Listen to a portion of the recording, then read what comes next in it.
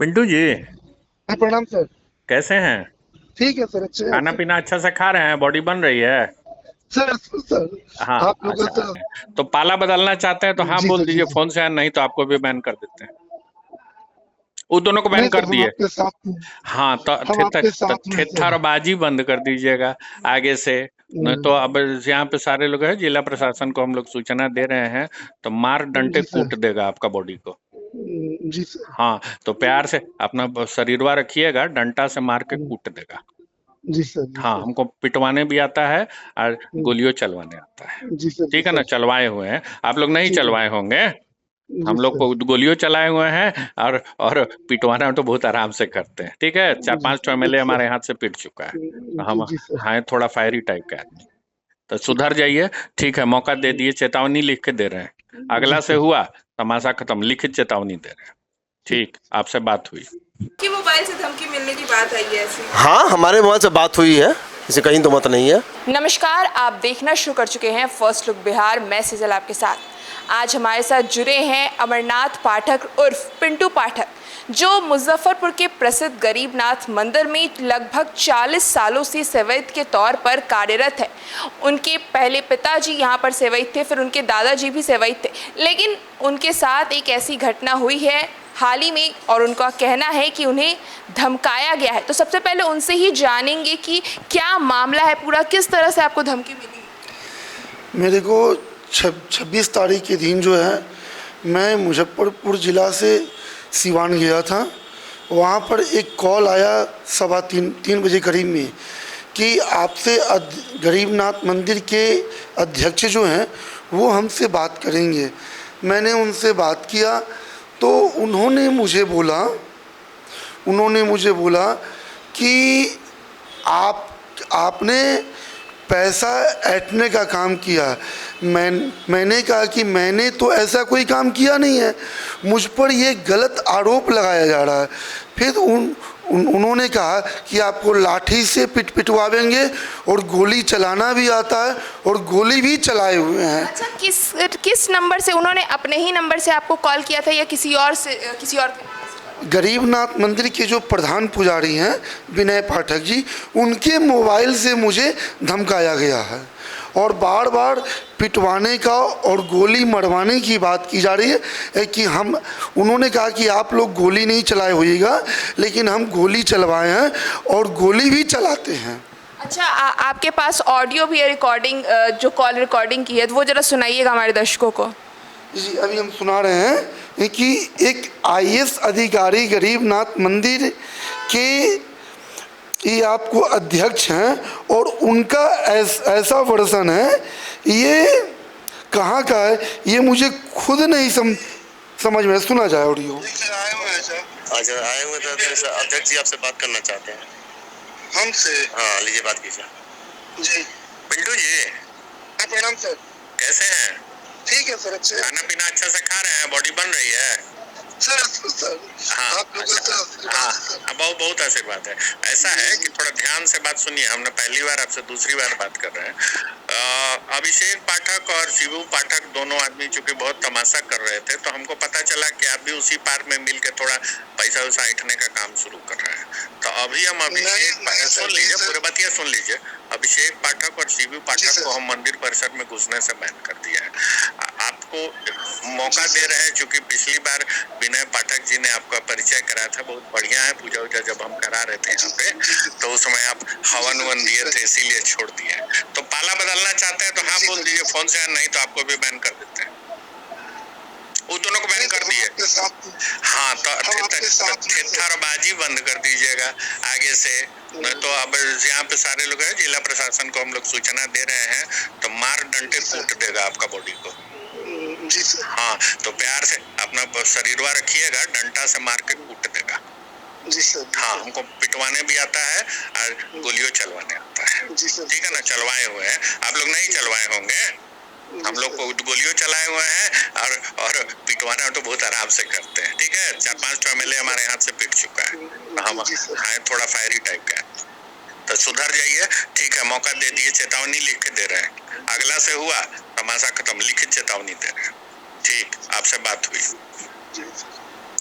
तो जिस हिसाब से ऑडियो में कहा जा रहा है, बार बार आपको धमकाया जा रहा है, ये मुझे खुद पता नहीं है कि मुझे टारगेट लोग क्यों कर रहा है। और पहली बात कि एक आईएएस अधिकारी जो गरीबनाथ मंदिर न्यास समिति के अध्यक्ष है, उसका वर्षन ऐसा होगा, ये तो कोई क्रिमिनल का नहीं तो कोई लफंगा का जो है ये वर्षन है।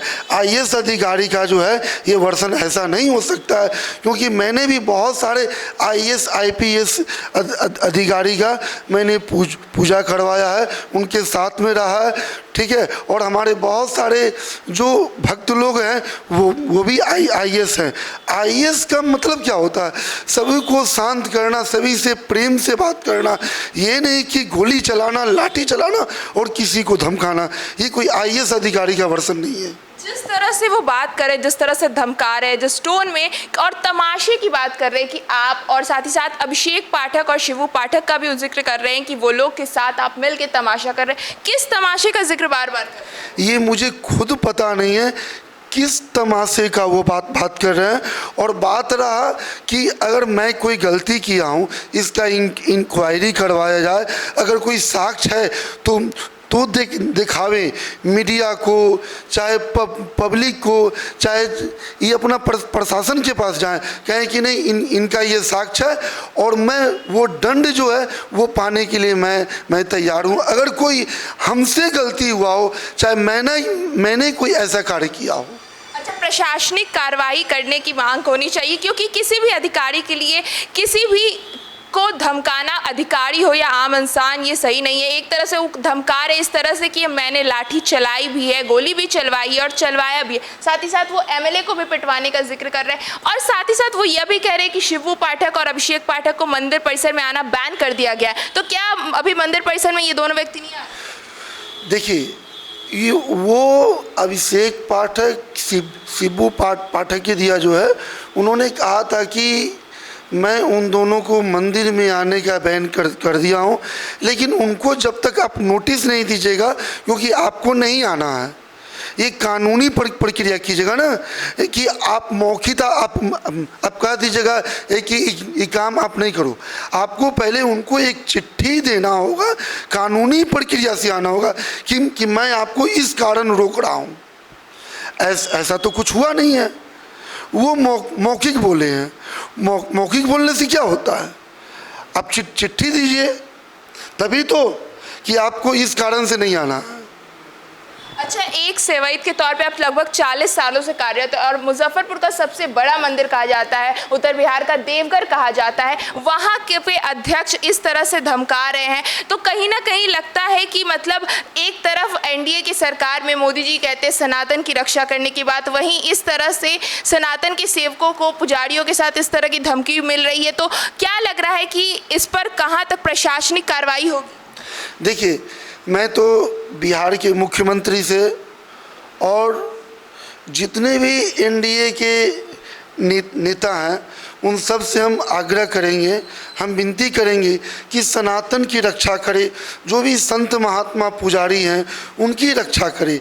एक तरफ जो है ये सनातन का जय जयकार हो रहा है, उसी बिहार में आज एक पुजारी को, एक पंडित को, एक आईएएस के द्वारा गोली मरवाने और पिटवाने का धमकी दिया जा रहा है। ये कहाँ तक सही है? अच्छा, इस धमकी को आप किस रूप में लेते हैं?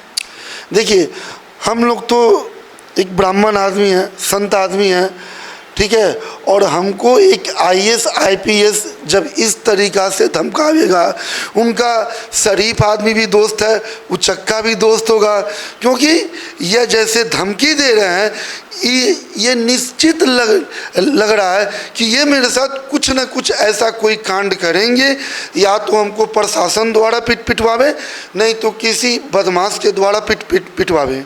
अच्छा, आपको क्या लग रहा है क्यों इस तरह की धमकी दी जा रही है गाइस? क्योंकि एक आईएएस पदाधिकारी से एक सेवायत को क्या मतलब ऐसी दुश्मनी? मुझे खुद पता नहीं है। वो तो मुझे एक बार भेंट हुआ तो मैंने उनका पूजा करवाया, और दूसरी बार में वो मुझे पिटवाने और गोली मारने का धमकी दे रहा है। मैंने तो कुछ किया ही नहीं। वो उनसे हमारी जब भी बात हुई, इससे पहले भी तो सड़ के ही बात की। आज तक मैं किसी का भी अपमान नहीं किया हूँ, क्योंकि मैं सनातन धर्म से आता हूँ। हम लोग सन्यासी आदमी हैं, हम लोग कभी किसी को उलंग नहीं बोलते। हम लोग का काम है सबको प्रेम से साथ में लेके चलना, किसी को भी अशब्द नहीं बोलना। अच्छा लगता है कि मतलब आईएएस पदाधिकारी का इस तरह से धमकाना, कहीं कोई तीसरा इंसान इसके बीच में, आप दोनों के बीच जब ऐसी कोई मतभेद नहीं हुई तो अचानक धमकी आने? इसके बारे में तो मुझे पता नहीं है कि वो तीसरा कौन है, क्योंकि जिसने मुझे धमकाया मैं उनको जानता हूँ। क्योंकि अब तीसरा कहाँ है, कौन है, इसके बारे में मुझे कोई पता नहीं है। अच्छा, इस धमकी से आप कितने आहत हैं और इसे किस रूप में ले रहे हैं? हम तो थोड़ा सा एक आईएएस के धमकी को जो है थोड़ा सा सीरियसली ले रहे हैं, क्योंकि वो आईएएस अधिकारी हैं और वो मेरे साथ कुछ भी कर सकते हैं। मैं माननीय मुख्यमंत्री जी से अपनी सुरक्षा का गुमराह लगाते हैं कि मीडिया के द्वारा हमारी बात को मुख्यमंत्री के पास पहुँचावे और मुझे सुरक्षा देने का कार्य किया जाए। तो जैसा कि हमने अभी बात किया अमरनाथ पाठक उर्फ पिंटू पाठक जी से, जो गरीबनाथ मंदिर के सेवईत है, उन्होंने कहा कि उन्हें इस प्रकार का धमकी का कॉल आया है और यह कॉल गरीबनाथ मंदिर के प्रधान पुजारी विनय पाठक के फ़ोन से किया गया है। तो हम आपको सुनाते हैं क्या कुछ कह रहे हैं विनय पाठक इस कॉल रिकॉर्डिंग के ऊपर। अच्छा, हाल ही में ऐसी भी बातें आई हैं कि जो पिंटू पाठक है उनको भी धमकी मिली। इसके बारे में मैं नहीं बताऊंगा, सब हमारे उपाध्यक्ष बताएंगे, उसके अधिकारी वही हैं। आपके मोबाइल से धमकी मिलने की बात आई है ऐसी? हाँ, हमारे मोबाइल से बात हुई है, इसे कहीं तो मत नहीं है।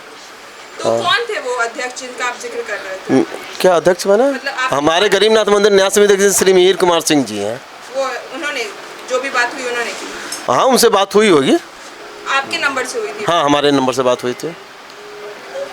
तो जैसा कि आपने सुना किस तरह से गरीबनाथ मंदिर के प्रधान पुजारी विनय पाठक इसकी पुष्टि कर रहे हैं कि हाँ, उन्हीं के फ़ोन से ये कॉल किया गया था पिंटू पाठक को, और वो कॉल भी करवाया था मिहिर कुमार, जो कि गरीबनाथ मंदिर के अध्यक्ष है और आईएएस पदाधिकारी है। उन्होंने ही यह कॉल पे बात की है, जो अभी कॉल रिकॉर्डिंग हमने आपको सुनाया, जो पिंटू पाठक के द्वारा सुनाया गया है आपको, और विनय पाठक ने भी इसकी पुष्टि कर दी है। तो अब देखना होगा क्या होता है इस मामले में आगे। तो इस खबर में बस इतना ही, और खबरों के लिए बने रहिए हमारे साथ। हमारे फेसबुक चैनल को लाइक कीजिए, हमारे यूट्यूब चैनल को सब्सक्राइब कीजिए।